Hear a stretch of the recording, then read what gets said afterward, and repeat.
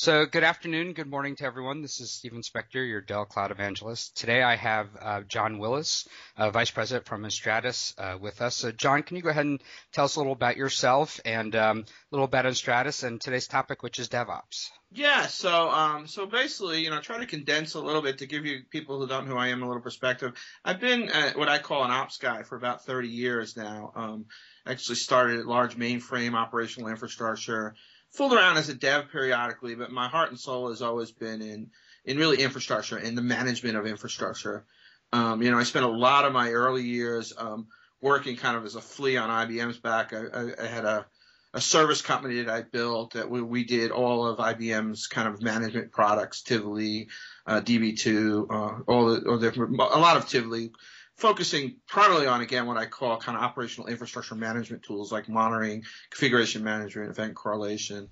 And about 7 years ago, I caught a couple of companies starting to commoditize this, what Tivoli and the big guys were doing for infrastructure management. And one of the early ones like Nagios.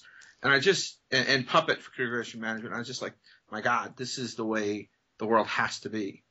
And at the time, it was just, to me, just the idea of not having large, high-priced, easier-to-use infrastructure than the very large, very high-priced infrastructures. But I found out as I dove into it more, I sold my business and I really just started focusing on kind of life in this new kind of open source. I actually started a blog around open source management tools like Puppet and Nagios and Xenos and all the kind of players that we see now.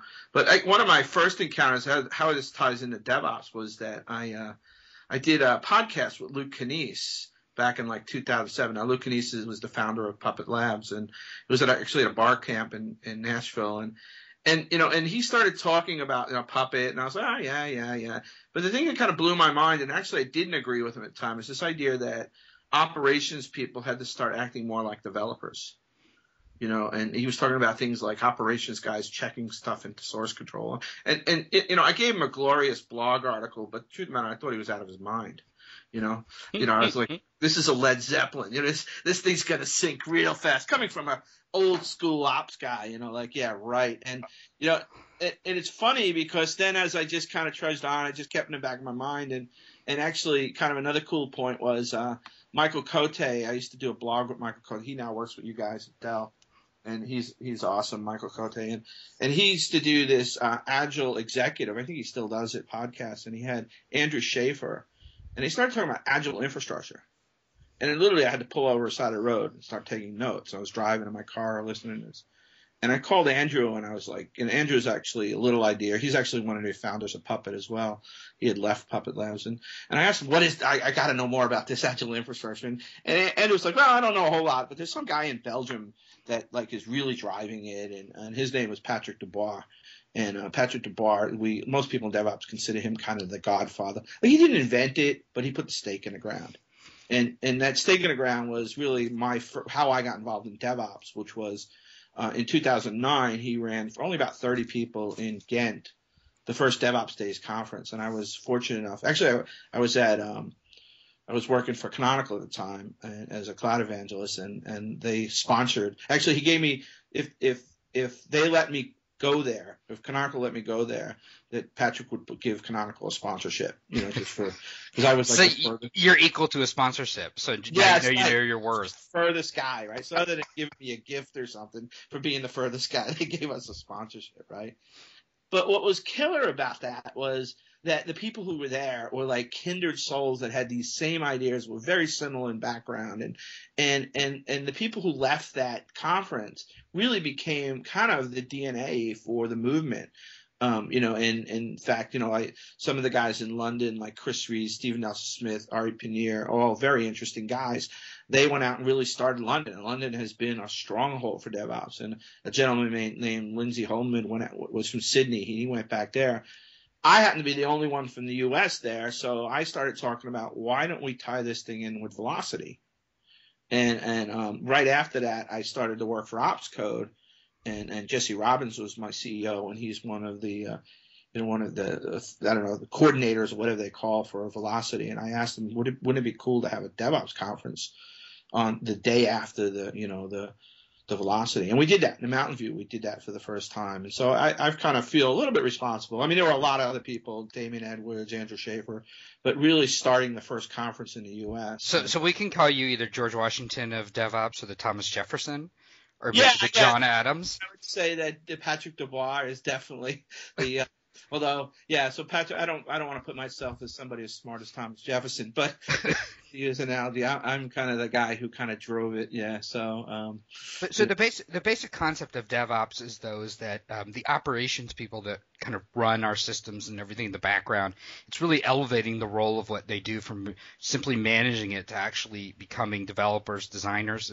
Is that really a way to view it? That's a big part of it. I think that the question comes up all the time: what is DevOps, right? And so Adam Jacob, the founder of Chef for Ops Code, he about 2 years ago, Velocity, did a presentation. He said it's a professional and cultural movement. Period. And to date, I think that's the best description. It's not a product, it's not a certification. It could be a job title, but most people don't like that. And there are, I can go on another 20 minutes what's the debate there. But what I like to say, Stephen, is that what is DevOps is the wrong question. The real question is what is a DevOps problem, right? And I think that to get to the core of that, then you start thinking about, okay, and in fact, what we usually use is we use this kind of cartoon or caricature of what we call the aha to ka-ching. So there's kind of an aha with a light bulb on the left, and then there's a ka-ching with a cash register on the right? And the question is, how does your business get things to that ka-ching, right? How does like three guys on a pilot project on a whiteboard, what is the path to getting to either making money or having an immediate feedback to realize this is not the right thing, right? Yes. And so that really is and what it becomes the character is one more kind of piece in that picture, which is typically what we call the wall of confusion, this brick wall that separates that aha to ka-ching. And so DevOps is really still going back to Adam's description of it's really a bunch of professionals trying to figure out how do you break down that wall and get things done. And yes, absolutely, it involves being much better at operations. In operations we tend to we don't act like engineers. And I say that's the old school, right? Because surely companies like Netflix and the great companies absolutely do. Right. They got the memo. But so there is a big portion of DevOps which is just what I like to say is manning up in DevOps in ops. Start thinking about source control for things, start automating things, configuration management keys. But one of the things I think, this is another kind of thing that it hasn't really stuck as much, but Damon Edwards and myself, we came up with this, after that first Velocity and Mountain View DevOps, which was the first DevOps in the U.S., it was amazing. It was 300 people, and this is after 3 days of Velocity. So if anybody's been to Velocity, I mean, it's an intense. You have some of the smartest web ops and web scale and infrastructure guys on the planet presenting. Your hands cramped because you're taking notes so much. After that, there was still 300 people. And I remember at 4 p.m. on a Friday afternoon, after already taking 3 days of Velocity and then now here, an additional day of this DevOps day, there's still 300 people in a room as excited as they were the first day of Velocity. That doesn't happen too much at conferences. It does. And so after me and Damon do this podcast series we call it DevOps Cafe, and we came back and we just spent an hour just saying, what in the hell happened last week? That was amazing. And what we actually kind of did is we just, for ourselves, we wanted to kind of codify what the hell, and we came up with this acronym, and it's kind of stuck. We call it CAMS. And actually, Jez Humble, who is another person, if you're interested in these topics, Google Jez Humble, who works with ThoughtWorks. He's freaking awesome. He wrote the book literally on continuous delivery. And he added lean to that. So we now call it CLAMS, which is a horrible acronym. But what it stands for is really putting DevOps in kind of silos or breaking it down into parts, which is culture, And one of the things that we've learned, we talk about in the old days about culture this, culture that, oh, you got to have culture, you got to have process. But the truth of the matter is, with DevOps, we really take it seriously. We really do step back and don't play the, we actually, there's great presentations out there about people thinking about and about behavior hacks. And they say you don't change culture, you can change behavior. But you like automating, getting a tool to automate is one thing. Getting an organization to work together and use tools in harmony, that's the hard part. That's a big part. Yes, I would agree on that one. And so, what I say is, if you don't get the culture, then forget the rest, right? But if you can figure out a way to get the culture, then kind of the acronym plays out where Lean is a very big part. It's been a convergence of just a timing convergence.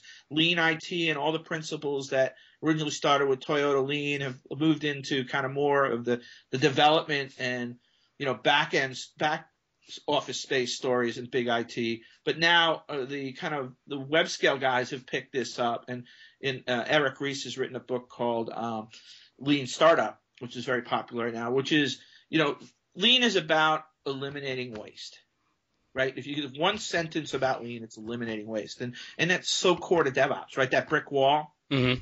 Like, what do we do? How can we get that brick wall out of the way? What is there a chain of emails that happen to get a request? It goes to Joe to approve it for storage, goes to Bill to approve it for security. Like, is there any way we can automate that? Where's the cliffs? Where are the barriers? Where are the blocking points? And then automation is, dear to my heart, which are things like, automating your infrastructure, configuration management, all that. Anything you can automate, you automate. And it's probably another kind of battle cry for DevOps. Right. And then some people get confused because they say, well, we can't automate everything. Well, I didn't say automate everything. I said automate everything you can automate. And then measurement is that feedback loop, right? Monitoring, making sure that if you actually get that assembly line going, right? If you actually really do, and some of these poster child DevOps companies do have this, where they can actually, you'll hear stories about companies, putting in production changes 50, 70, 100 times a day. I think isn't that Etsy? One of those. There's another company called Wealthfront. I mean, all these companies. You'll see a lot of these companies now. They're mostly the web scale guys because it's a little easier for them to do this than the large old scale IT guys. But I'm telling you, I spent a lot of time talking to customers over the last 2 years about what they want, and they all want this button. They want this button where where the game changes. The game changes from the classic rollout non-agile process from an operational perspective. Right. You think of an organization that might have, an agile development process, but then they hand off this bundle that then gets scheduled in like a waterfall event in operations. And the memo about DevOps is, no, if we're on 2-week sprints, then there shouldn't be a 2-week sprint and then a 3-month wait period. I'm exaggerating now. It's got to go right out. Right. We should be able at the end of 2 weeks. And there is a company called Sonyan, which I think is another poster child for. At the end of every 2-week sprint, they use a cloud infrastructure so they can do this. Not only did they refactor the whole app, but they refactor the infrastructure. So are they refactoring the cloud infrastructure as well? Yeah, that's what I'm saying. Everything's fresh. At the end of 2 weeks, there's no server that's been running for more than 5 minutes. 5 minutes after they roll out the new release. Every 2 weeks. Amazing. And there's other companies that are just constantly rolling builds, where they have this green light, blue light effect where they're just like the nodes in the clusters are just, it's like painting a bridge. So I know you mentioned some conferences. There are DevOps groups around. I know I just saw in Austin, Texas, for example, where I am. I think next month in February or March, there's going to be a 2-day DevOps free training camp that people can sign up to. Are these kind of events happening around the country? Is there a good place to go look? All over the world, Stephen. All over the world. The best place to go for that is that's again going back to Patrick Dubois. Yeah. He's really kept control, and Patrick is awesome because Patrick wakes up, I think, every day worrying that somebody's going to accuse him of making money off of this as a scheme, because that's the last thing he wants to do. He's a pay it forward kind of guy, right? So, Right. but he has successfully over the last, we're going on our third year, 2000, we're actually into our kind of third year roll. I think in September this year, that'll be our third year of this DevOps thing. He runs the DevOpsDays.org website.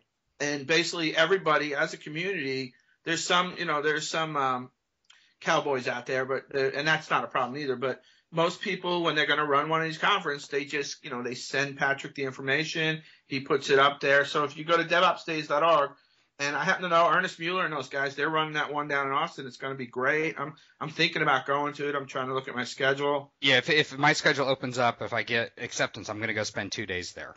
Yeah, it's like it really they're not to be missed. If anything that anybody's listening so far, if you think, wow, this guy's a jerk, I think he's an idiot, then obviously don't go. But no one thinks that about you, John. No, I just kid around. Not possible. But if this stuff is interesting, you really need to be there. It's just I think anyone looking at cloud computing, especially whether you're going to host private or go with the public, to really understand cloud computing and the power of it, I think DevOps goes along with it. And I think if you're going to be in that space, it pays to understand DevOps as well. Yeah, well, I think that so the DevOps and cloud computing are a beautiful convergence, right? And and I think that when we talk about cloud computing, I like to tell the people who are cloud enthusiasts, and I am certain if anybody's known me, but I'll say this, in other words, put your seatbelts on. The ride's going to get a little bumpy here when you hear what I have to say. But I think cloud is a variable, DevOps is a constant, Mm-hmm. And what I mean about that is, people have argued that cloud has been around for 30 years. I think that's bullcrap, right? But certainly what cloud looked like 6 years ago, what it looks like now, and what it's going to look like in 5 years from now. I mean, you would take you guys Crowbar, Dell's Crowbar. It's amazing. That's a great example.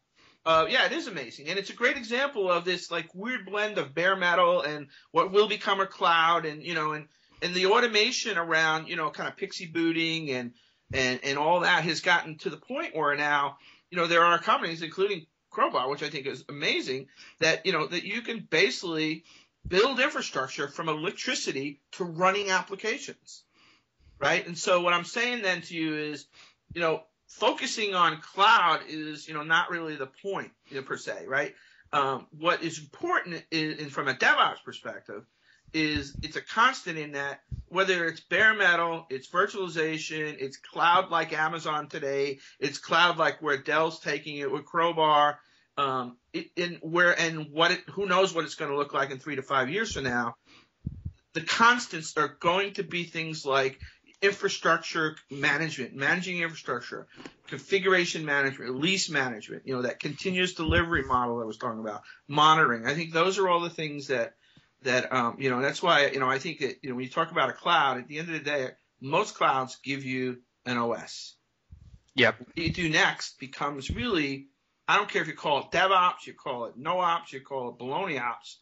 It's about that process from turning that one OS into multiple, maybe OS components, a service stack that actually allows you not only the running app, but then going back to the aha to ka-ching, some fluid life that actually takes on a life of moving forward, with developers adding things in and possibly doing 100, 200. I've heard companies now talking about a couple of hundred changes to production a day. Yeah, it's for me. I'm a developer from a ways ago, and that's just unbelievable to me that these things happen on the fly. So one final question, John, for you, and I know you mentioned some books and stuff. If I wanted to read a book or something about DevOps or read a blog, are there any like definitive people or books I should look for, and this way let people know, and then they can go learn more about it besides the events? Yeah, I think that one of the I think we all know the best source of information these days is Twitter, right? Right. So I constantly follow DevOps on the Twitter. I think that people are always posting their blogs and articles, and I'm pretty active in posting things there. So I think that's a great way to get started. There's some really good, if you Google just DevOps, like the first 3 or 4 articles are all ones that I approve of. The Patrick Dupar, Stephen Nelson Smith, Yeah. And Damon Edwards. All three have a great kind of what is DevOps, and they do a great job. And just keep active on, watch the DevOps groups at DevOpsDays.org, the DevOps. And there are some books, and actually right now I'm working on a book with Gene Kim, Patrick Dubois, and Mike Orson, who wrote Lean IT. We're writing a DevOps cookbook that we're hoping is going to be ready to go by Velocity. And I don't know if people know who Gene Kim is. He was the founder of Tripwire, and he's also wrote, what a lot of us ops guys think is the Bible, which is Visible Ops. Well, I appreciate it. So, John, I'm going to do one more thing. I think for the listeners, I think just for fun, if you can get me a picture with yourself, with John Willis, with you standing next to him, holding a sign that says DevOps. And the first person who can send that to me, I will find some Dell swag for you and send it. But I think that might be something fun to see if we could get some of the listeners. And, John, you never know who listens to these things or where they may come after you. But I think it would be amusing to have someone track you down. Well, it'll be cheating for the guys in Atlanta because I'll see them quite often. But knowing it can't be someone from EnsSratus, or we'll have to put some limitations on it. So it can't be someone that if I know you know them, then I'll disqualify them because And if I'll throw one more bone. He'll send you some cool swag, which I've gotten some good swag from this gentleman here. He's cool at giving swag. He's probably the best in the biz at giving swag. I don't fool around with swag. You don't, dude. You don't. But I will buy if you're a drinking person and we happen to be at a bar. I will buy if you come and say you want to do that picture. I'll buy you the beer. Then this is perfect. All right, John. Well, thank you again for taking the time to talk with everyone, and hopefully my audience found this really enjoyable. And we'll catch up with you again at another time. Thanks, John. Well, thank you, my friend. Thank you.